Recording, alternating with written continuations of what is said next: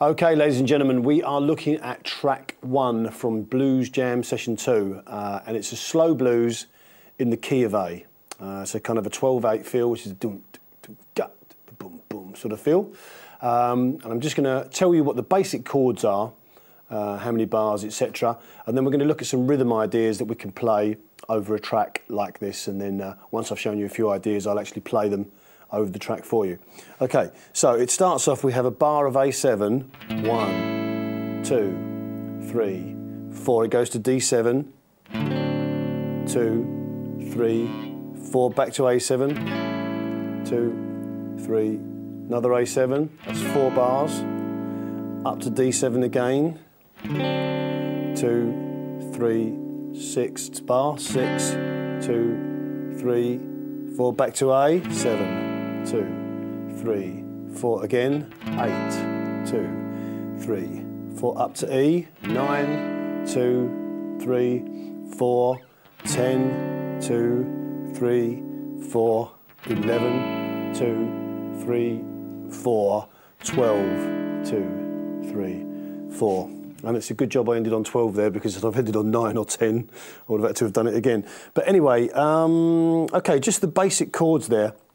And there's nothing wrong with doing that.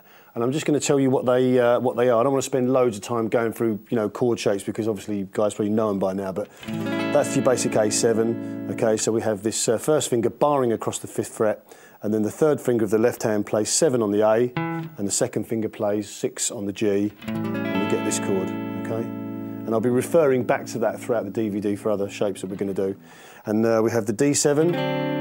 Like that, which is third finger plays on that 5th fret A string, okay, then the second finger plays on that 4th fret D, okay, then this little finger plays on that 5th fret G, and then we have tuck back here, first finger plays on that 3rd fret B string, and then that shape moves up like that, okay, and then we have the 3 chords.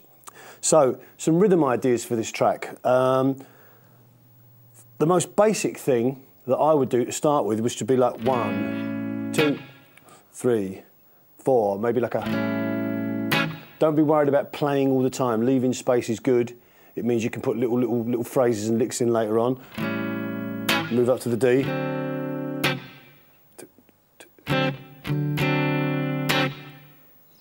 Back.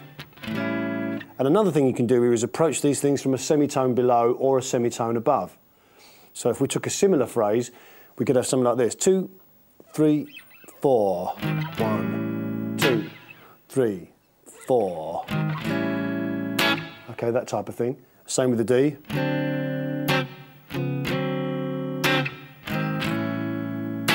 Moving up to the E.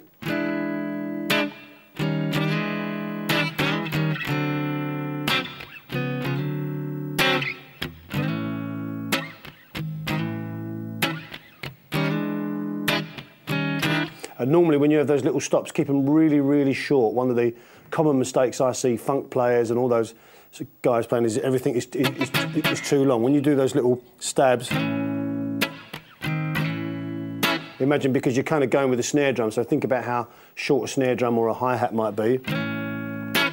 And that will give you an idea of how short it will be. Okay, so what I'm going to do now is give you another little chord shape that you can use here, which is a 9th chord. A lot of people use this, so you probably already know it. Very similar, but the second finger goes on that 5th fret A, first finger on that 4th fret D, and then the third finger bars across the G, B and E strings, and then we can add that little finger there up to that 7th fret on the high E, and the same when we move up there. And we can also do this chord as well on the E if we want to, which is just taking that same chord as we discussed, but putting that little finger on the 8th fret B and high E strings. Okay, now I'm going to give you a simplified version of this now, which a lot of people do. Don't always think that it's got to be difficult. It's just got to be correct and sound good. Now, you probably notice in the middle of all these chords, you have this little shape here, okay?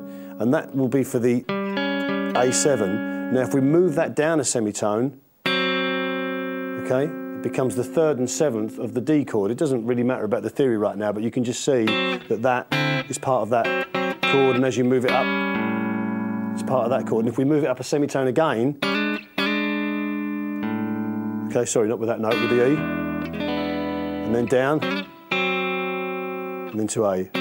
So what I'm trying to say is you've got this one shape here, which is 5th fret on the D string and 6th fret on the G, and you move it down 1 to get the D, 7, and then from the original position you move it up 1 to get the E. And that's a really nice way of just subtly, because if you've got a keyboard player playing, for example, like we have on this track, you know, you don't want to be playing like massive great chords all the time and getting in the way of other people playing. You know, what you want to be able to do is nice little subtle things that are just going to sprinkle some guitar wonderment over the track. Okay, so pretty much stuff like that is what I would use for a rhythm thing like this. So what I'm going to do is I'm just going to do a little demonstration of how to play these things over the backing track, and then we'll move on to some lead.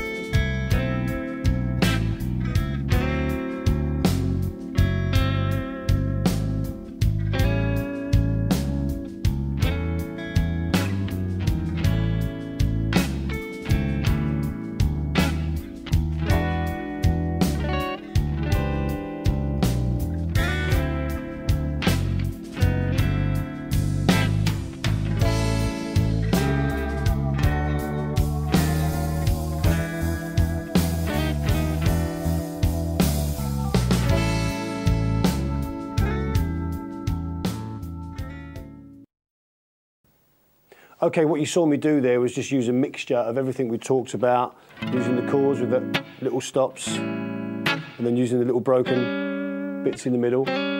Okay, so we're just trying to do little embellishments when I went up. I tried to do a little kind of jazzy, using that one, then back down. And there's a little bass run that I followed, which was just...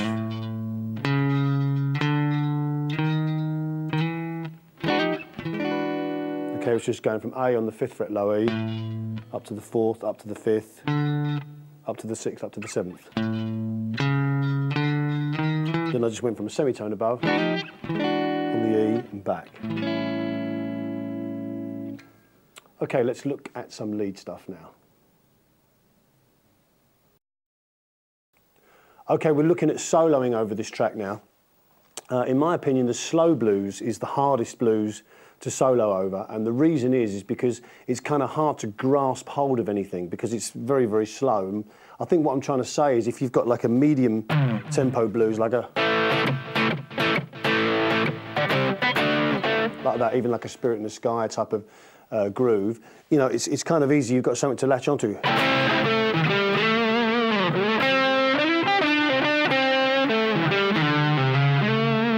With a slow blues, you know, you can't really pick up that kind of pace.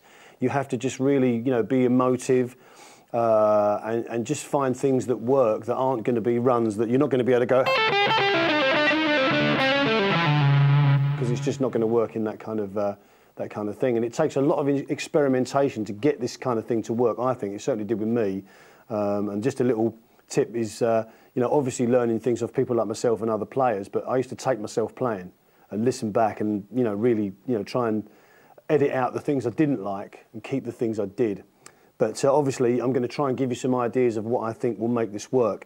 And short licks are definitely your first port of call. If you've got a slow blues at this tempo, you want to be going... Okay, just for example, what I did there was I bent that 10 high E, let it down, pulled off to the 8, hit that 10 on the B, and then hit that 8 on the high E there. Okay, being quite aggressive when I'm hitting it, and don't be afraid to play that phrase more than once. Someone once said if it's worth saying once, it's worth saying twice. Okay, and I also have quite a good use of the volume knob, especially when I'm playing slow blues. I mean, I like to use delay on my blues sound, which is probably not particularly popular for purists, but you you know, I didn't exactly grow up on just blues. I grew up on that and lots of other stuff as well. And so, you know, I like to use the sound I use for my rock playing for this, but just with I just use my front pickup a little bit more. But what I think I'm trying to say is it's nice to cut the phrase off,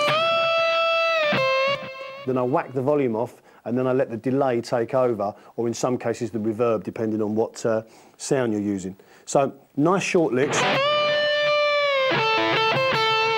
Like for example there, I bent that 8B up a whole step, and then I played the 5 high E to the 5B, and then 5 high E to 8 and back. And you notice that I let that down kind of slowly there. Okay, so what I'm going to do is I'm just going to go around the progression once, playing some short licks and giving you an idea of what that sounds like. And the other thing as well, the problem is I find with a lot of players is if they're playing all the time, it doesn't really give them any time to think about what they want to do next. Okay, they just kind of get lost in the fact that they're meandering up and down the neck, and they really don't have any time to think about what they want to do next. The great thing about slow blues is that you can play short licks, and while you're thinking about what you do next, it actually sounds like you're really pro and you know what you're doing. Or at least that's what I'm going to say happens. So let's try this short lick idea. I'm going to play once around the progression and then we'll move on.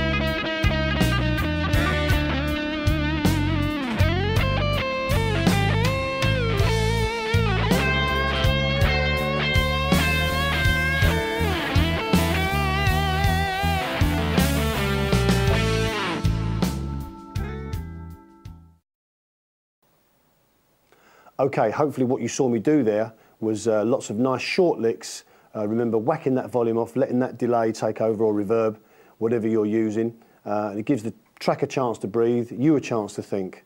Now I want to move on to another concept now, which is called targeting. You may have heard this, and what it basically means is that every time a new chord comes round, you hit one of the chord tones, either the root, the third, or the fifth, or the seventh in the chord. Now, again, we don't want to get sort of too technical on this, so the first thing that you might want to do, okay, is just hit the root of each chord, because the great thing is it really sounds like you know what you're doing. So when you're playing over the A, you know, hit that root, and the idea is when that D comes around, you bang smack on that D like that. You can still keep your lick short, okay, but it just means that you can really land on those chord tones. And as you get better and you hit all those roots, then you can start experimenting. Like, for example, when you hit the D, the third of D is F sharp. So E.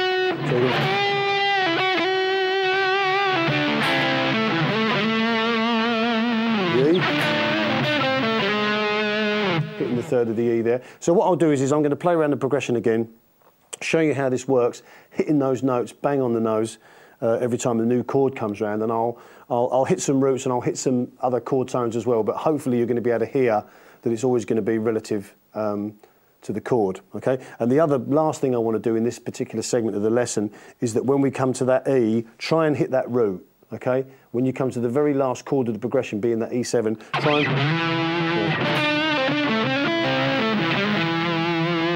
And that really gives you a sense of finish, so you can build up to the next time you play around. So let's go with the demo.